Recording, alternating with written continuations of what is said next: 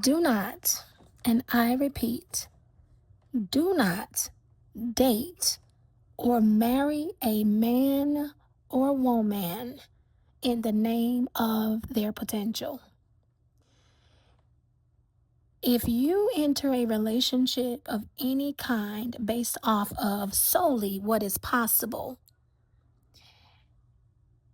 and you can't accept what is, meaning if 1 year, 2 years, 6 months, 5 months, 1 month, however much time passes, and there has been no change in that person, if you believe that that is a reason for you to leave, then it is a reason for you not to begin now. Because I understand that entering a relationship has potential, regardless of who or what it is. But what I'm saying, can you accept what is? Can you accept that if this person has not evolved beyond where they are right now, can you accept that? Can you live with that?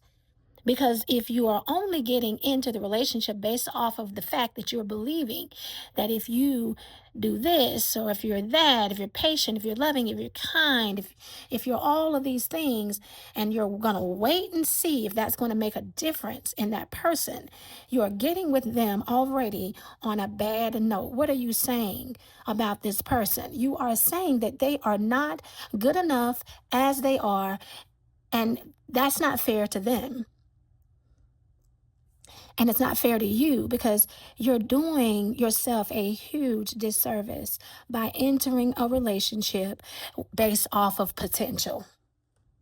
And you're talking to someone who is speaking from experience.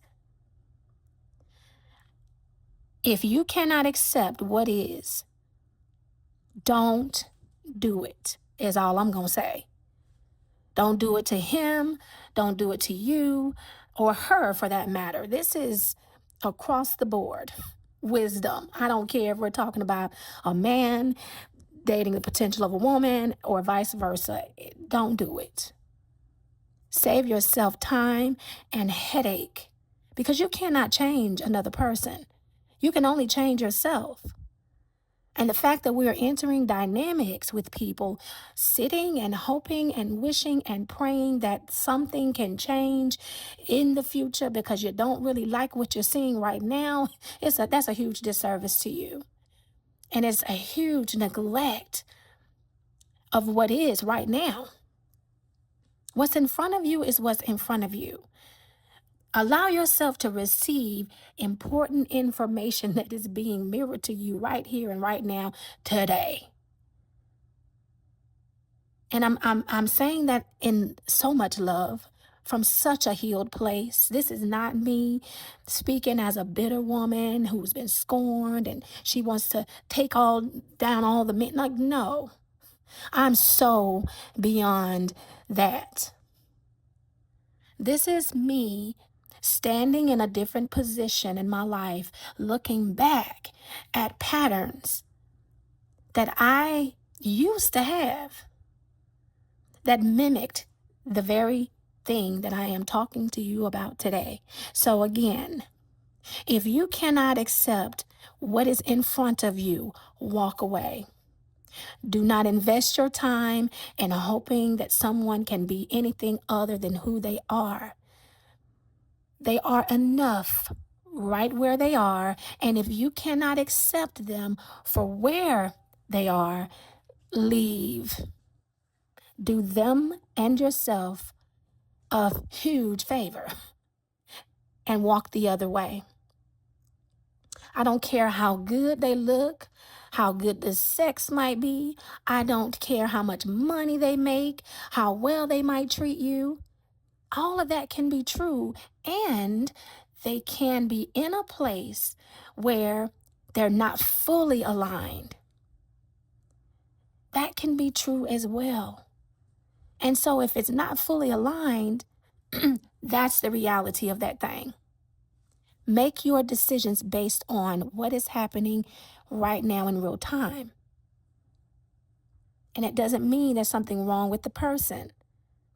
It just means that they still have more evolving to do if they're going to be able to align with you. And it definitely doesn't mean that you're supposed to stick around and wait for it to happen. Learn what you've needed to learn from that connection. Appreciate what they brought to the table for whatever time period that you entertained it. But if you are still operating from a place of hope, still dating Mr. What It Could Be or Mrs. What It Could Be for that, for the fellas, break up with Mr. What It Could Be. It's an illusion. It is not real. It is a fantasy. Because right now you need to be looking at what is. Because what is telling you the truth about what is right now. And what is right now is what's going to perpetuate into your future. And then you're going to be however much time removed and then upset and hurt. And it just gets harder for you to walk away because, you get emotionally invested in these relationships. And then it's so hard for you to make the decision that is best for you because you have given so much of your time and your energy and your love into that connection. But you were fooling yourself when you get into the relationship with Mr. What It Could Be because you ignored Mr. What It Is. You ignored Mrs. What It Is. You ignored what was in front of you for what you hoped it could be. Hope is wonderful in some spaces, but in the relationship space, again, if you cannot accept where it is, walk away. Do yourself a favor. Do the other person a favor. And I'm talking about, I don't care if we're talking about romantic relationships. I don't care if we're talking about family relationships. I don't care if we're talking about a business relationship. I don't care what it is. If you don't, how do I want to say? If you cannot, and again, I'm not saying that you should not experience growth inside of a connection. I'm not saying that you won't grow or shouldn't see growth in the connection. I'm talking about when you get into a connection and you already see a problem. You already see some things that you don't like, but you just like the person or you like the situation for whatever reason. But you can clearly see where it's not aligned, but you get in it anyway.